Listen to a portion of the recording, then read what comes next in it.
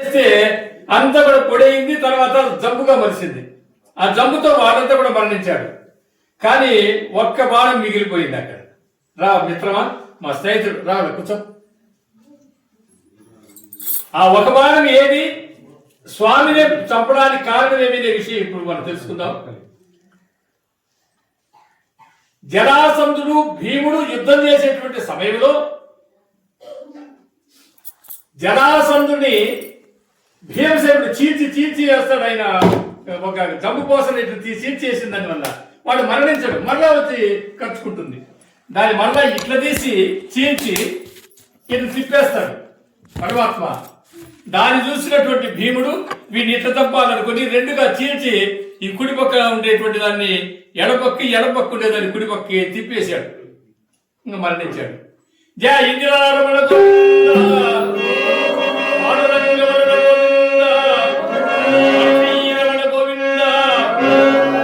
కృష్ణ పరమాత్మ చెప్పినట్టుగా భీముడు చేయగా మరణించింది.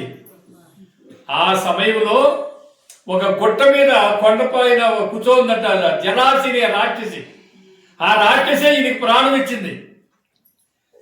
ఒకటి రెండుగా పుట్టినటువంటి బిడ్డలను, ఇద్దరు తల్లుల కడుపులో పుట్టిన బిడ్డలను ఒకటి చేసింది ఆ జలాసి. ప్రాణం ఇచ్చి రాజుకు సమర్పించిందంట. అయ్యా, నీకెంతో నేను అన్యాయం చేశాను, ఇదిగో నీకు పుత్ర సంతానం లేదు కాబట్టి ఈ బిడ్డను పెంచుకోమని. ఇతని పేరు ఏమిటంటే జరాసంధుడు. జరాసి చేత పడ్డాడు కాబట్టి జరాసంధుడు అనేటువంటి పేరు పెట్టి ఆ బిడ్డను పెంచుకుంటారు.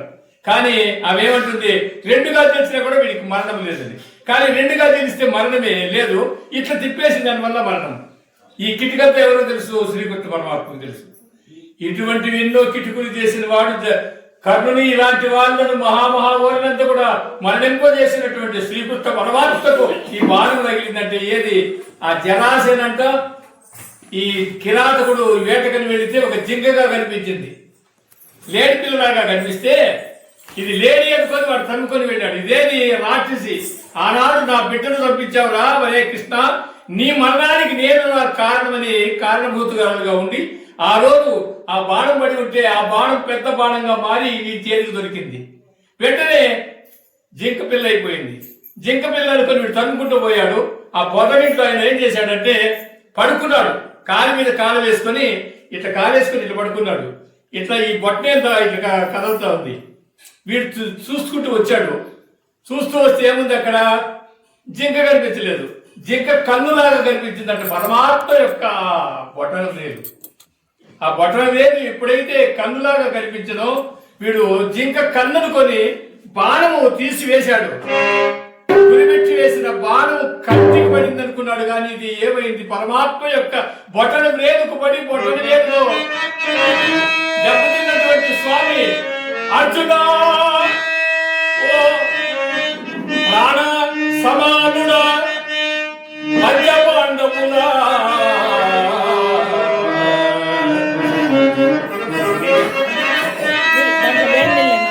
అర్జున ప్రాణ సమానుడు కాబట్టి అర్జునుడిని పిలుస్తున్నాడు అక్కడ.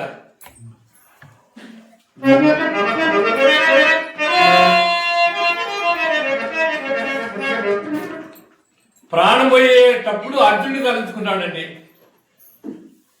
ఎప్పుడైతే ప్రాణం పోతుందో ఈ కిరాతకుడు పరుగును వచ్చి చూసి, స్వామి గోవింద కృష్ణ, నేను వేసిన బాణం నీకు తగిలి నీకు ప్రాణం పోతుందా స్వామి, నా తప్పు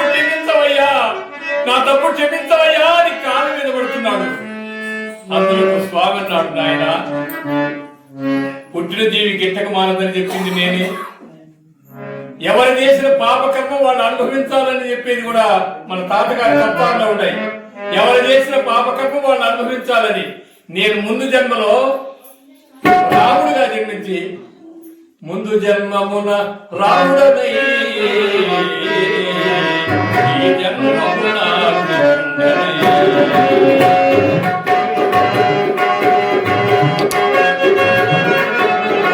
ముందు జన్మలో నేను రాముణ్ణి అన్నదమ్ములుగా మీరు ఉన్నప్పుడు నీ తమ్ముడైన సుగ్రీవుడు నా కాళ్ళ మీద పడినందుకు నిన్ను చంపదాలని ప్రతిజ్ఞ చేసి నేరుగా చంపేదానికి నాకు శక్తి లేక మరుగు నుండి ఎటువంటి వాడే, అదంతా కథ చాలా ఉంది కాబట్టి అదంతా అవసరం లేదు. ఆ వాలి అనేటువంటి వాడిని చంపాను నేను. ఆ వాలివే ఈ రోజు నువ్వు కిరాతకుడుగా పుట్టి నీ చేతిలో మరణిస్తానని ఆ రోజే నీకు మాట ఇచ్చాను ఆయన. వాలి, నీవు మరలా జన్మ ఎత్తిన తర్వాత నీ చేతిలో నేను చచ్చిపోతానని ఆ మాట ప్రకారంగా నేను మాట నిలబెట్టుకున్నాను. నీ చేతిలో నేను మరణిస్తున్నానంటే అని చెప్పి తర్వాత అన్నాడంట. ఈ వార్త అర్జునుడు చెప్పమని శవం అక్కడ పడి ఉంది. ఇక్కడ దుఃఖసాగరంతో మునుగుతూ వెళ్ళాడు. వెళితే పాండవుల దగ్గరికి వెళితే అక్కడ ఎట్లా ఉంది, వాళ్ళంతా కూడా చింతాక్రాంతులై కూర్చున్నారు. అటువంటి స్వామి 7 రోజులు శవముగా పడి ఉన్నాడంటండి. ఇది నిజము, పురాణంలో ఉండేది, మేము సొంతంగా చెప్పేది కాదు.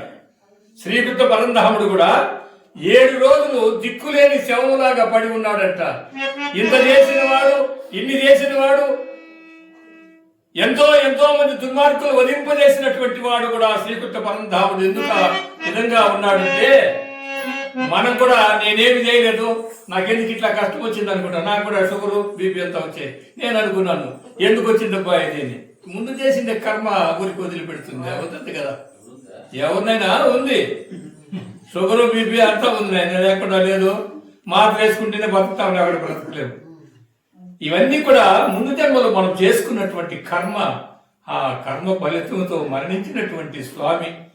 అక్కడ నుండి ఇక అర్జునుడు వెళ్ళి పాండవులతో చెప్తాడు.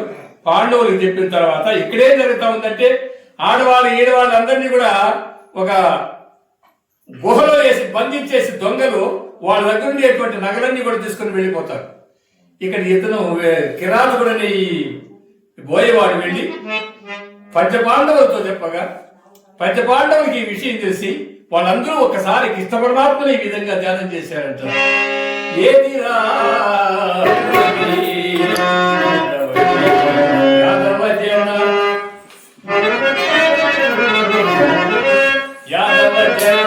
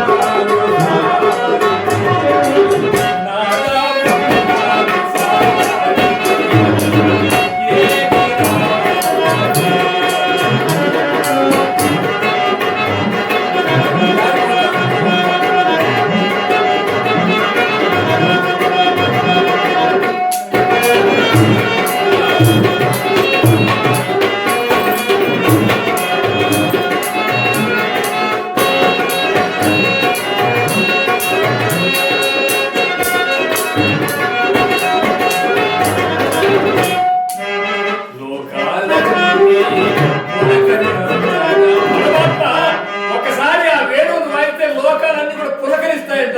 ఆ మాట పాడవు తలుచుకుంటుండు బతుకున్నప్పుడు అయ్యా స్వామి.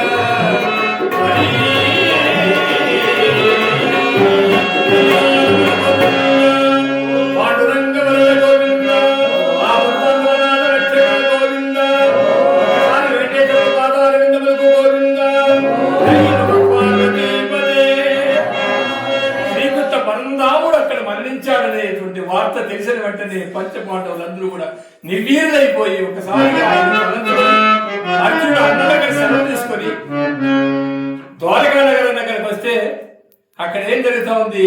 ఈ ఆడవాళ్ళంతా కూడా బందీలు చేసి దొంగలు వచ్చి దొంగతనం చేసి ఆయన్ను వాళ్ళకు ఉండబడినటువంటి నగలు తీసుకుని పోతూ ఉంటే అర్జునుడు వాటిని కొట్టడానికి వెళ్ళాడు. పరమాత్మ ఏనాడు వెళ్ళిపోయిందో అయస్కాంతం పోయిన తర్వాత ఇంకా దానికి పని లేదండి. ఇనుమును అయస్కాంతం ఉండేంత వరకే పట్టేది. అయస్కాంతం తర్వాత ఇంకేది పట్టదు ఇనుమును.